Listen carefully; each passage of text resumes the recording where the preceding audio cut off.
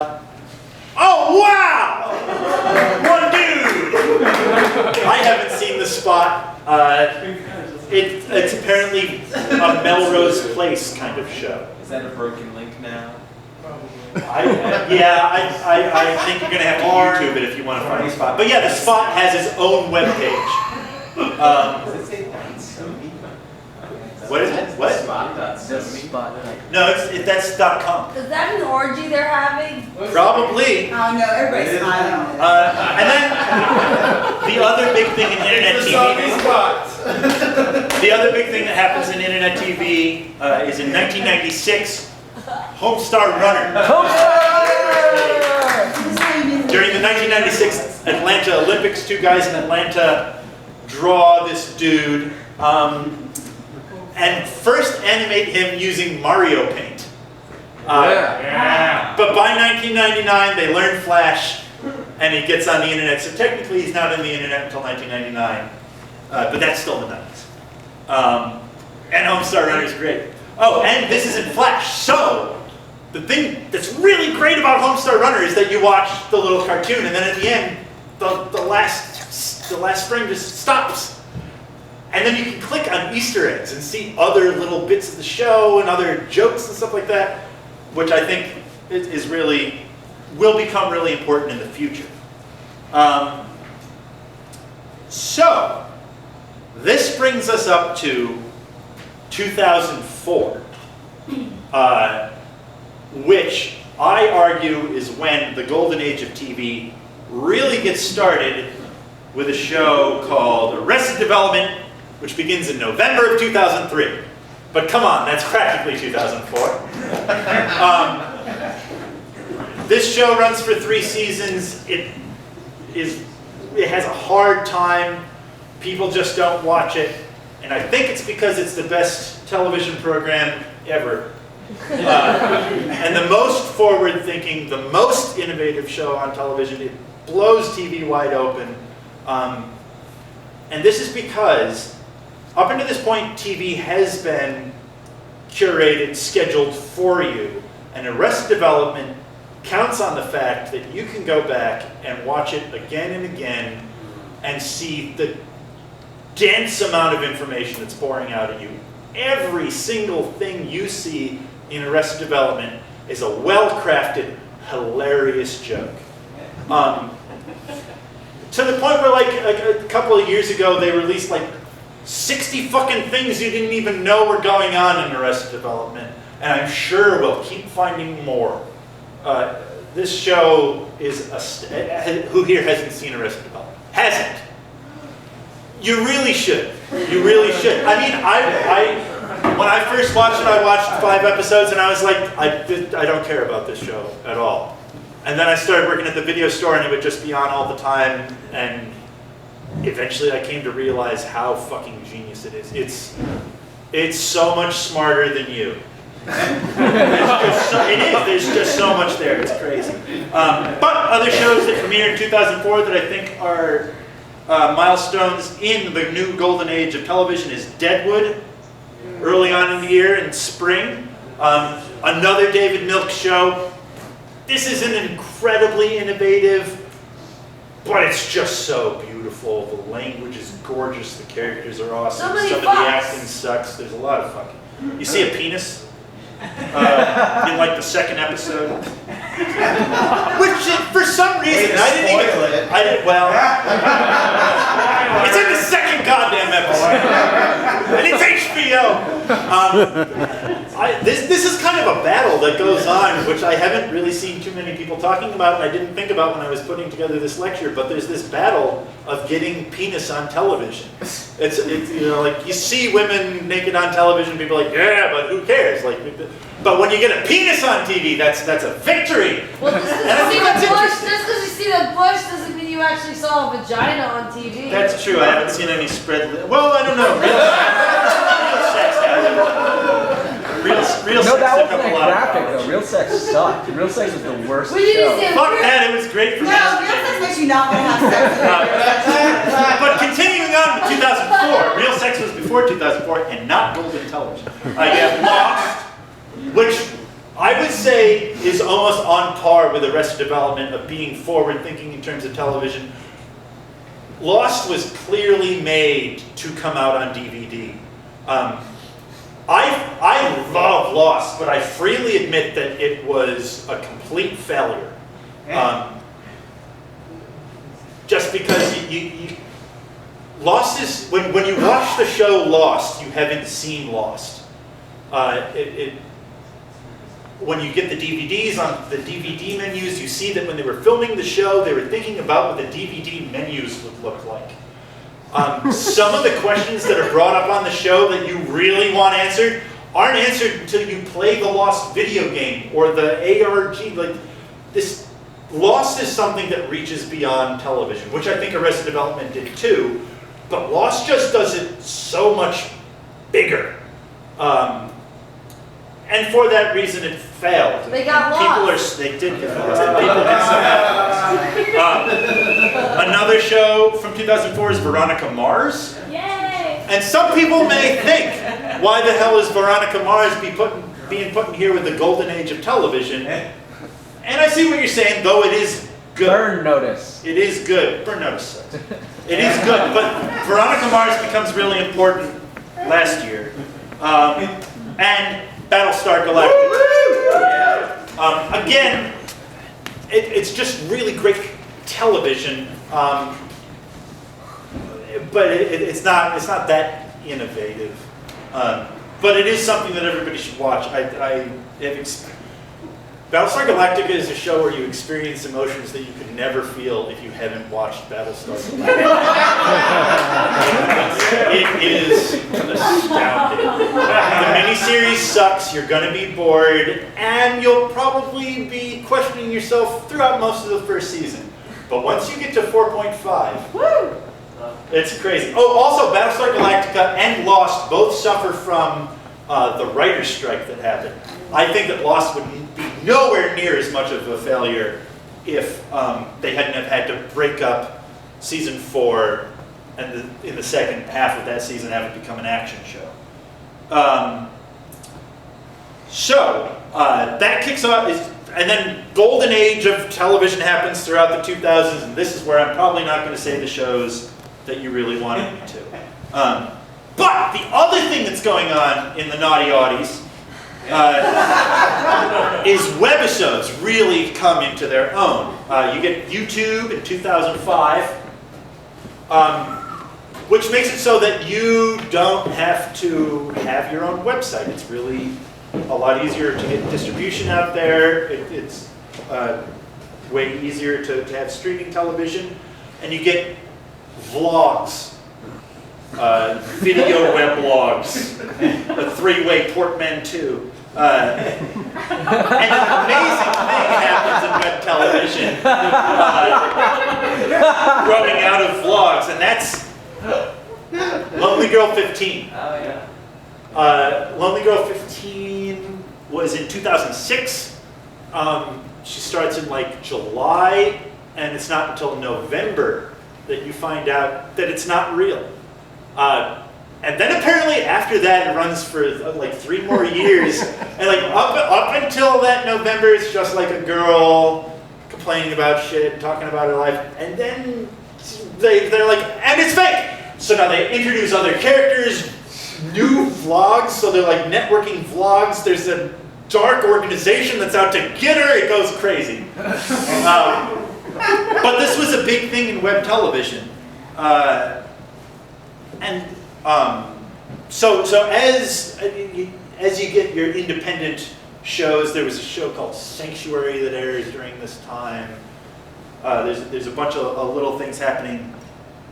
Networks next year, the very next year in 2006, networks start paying attention to what's going on the internet.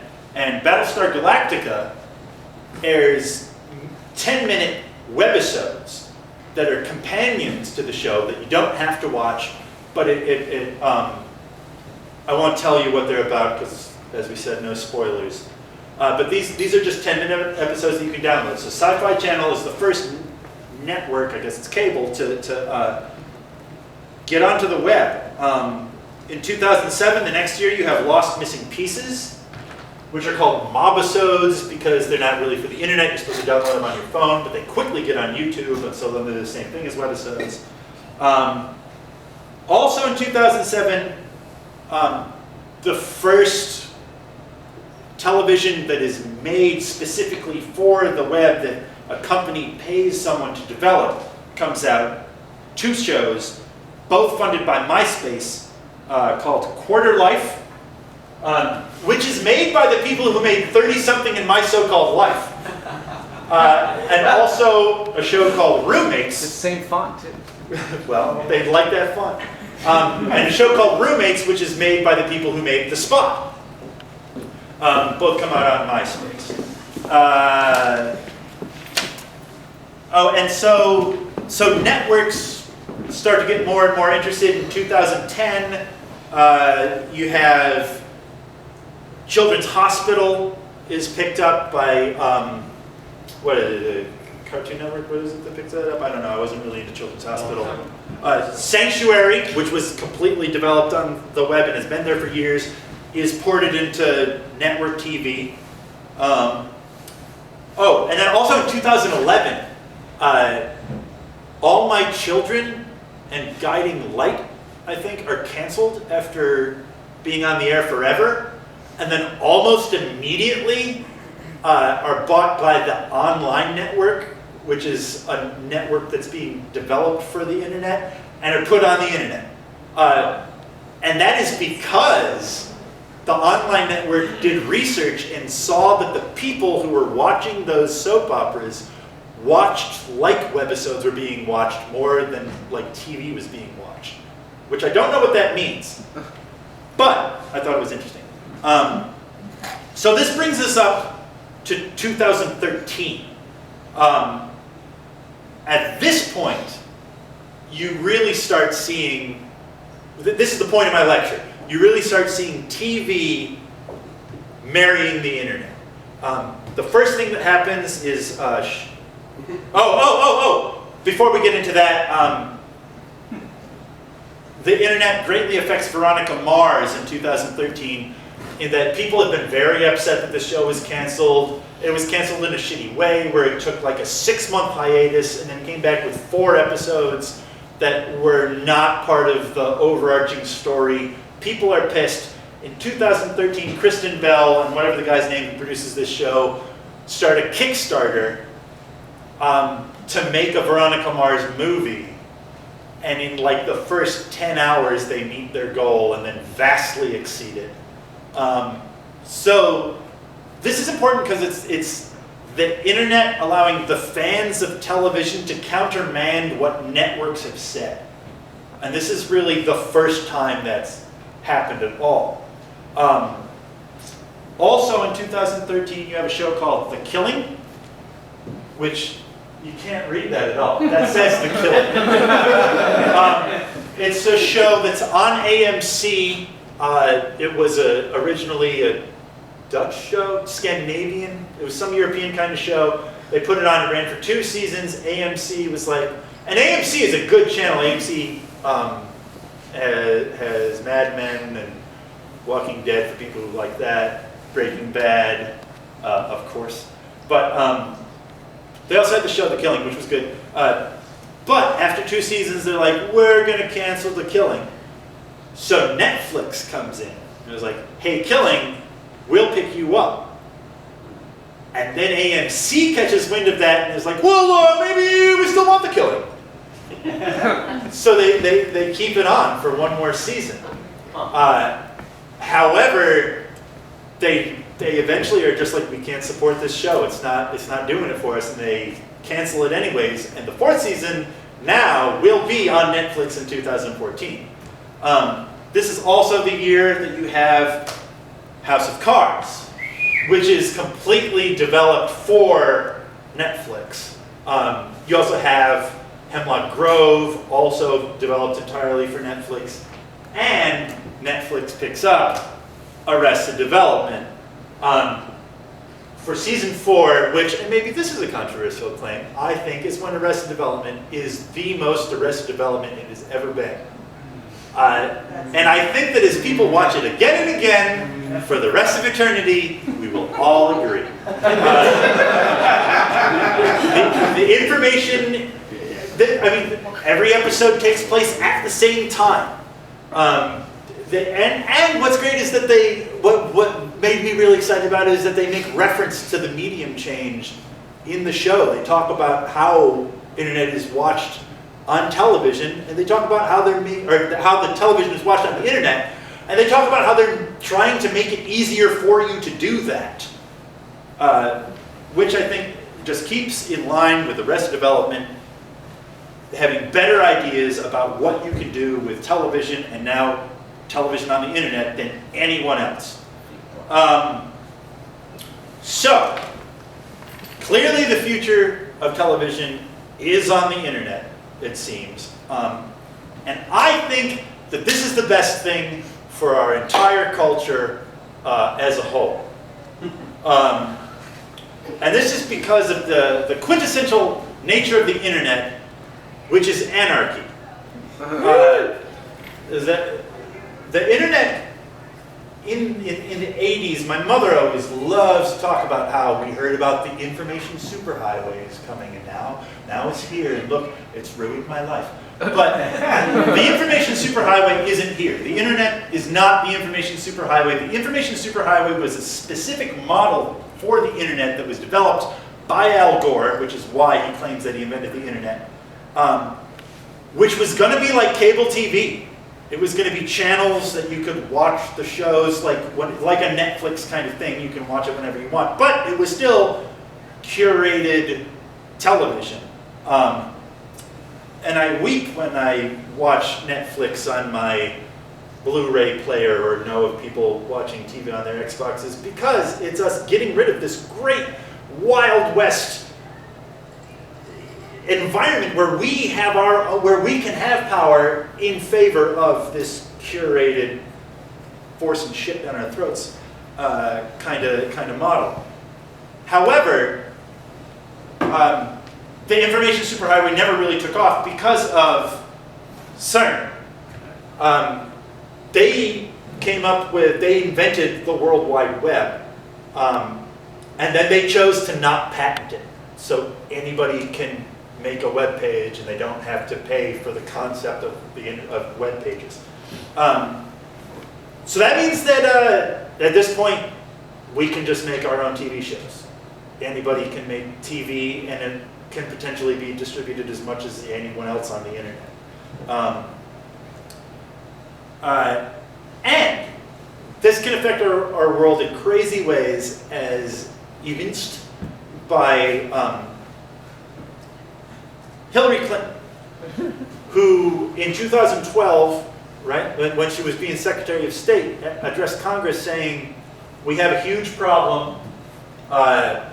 Nobody's watching network news anymore because it sucks. They're all going and watching alternative news on the internet, RT, Al Jazeera, Young Turks, and we're losing our ability to bring the American message to people.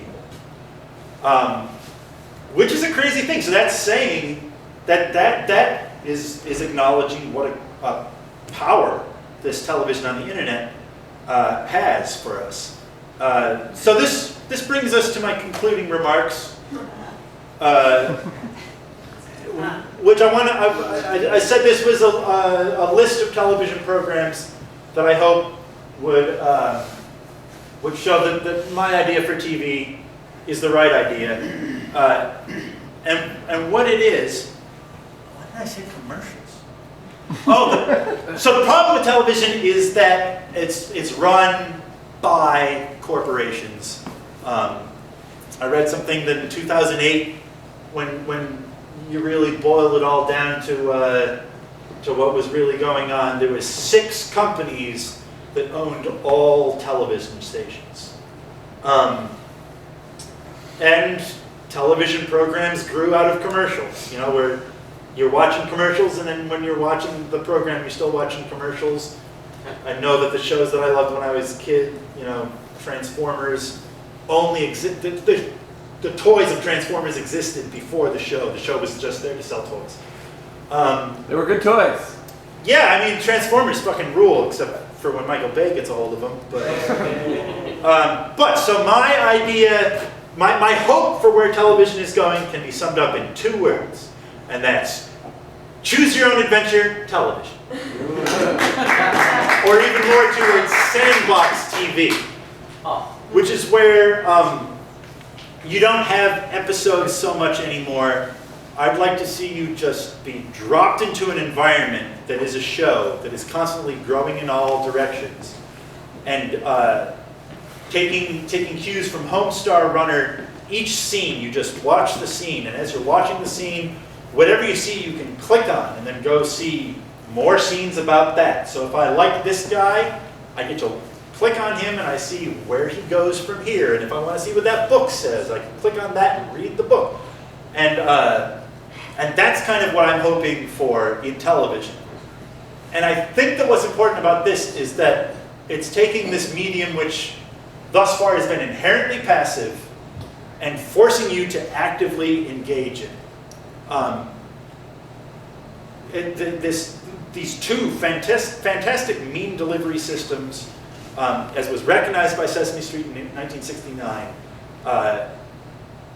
if we're injecting the right memes into them, if we're and people are actively engaging with them, as they clearly want to do, as recognized by Hillary Clinton, we can fix a culture that just refuses to think and just wants to call each other names.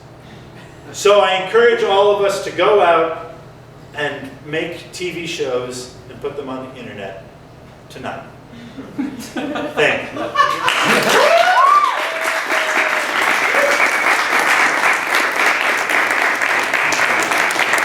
I don't have any time for questions. If you have any questions, send them to me in an email. Oh, and I would the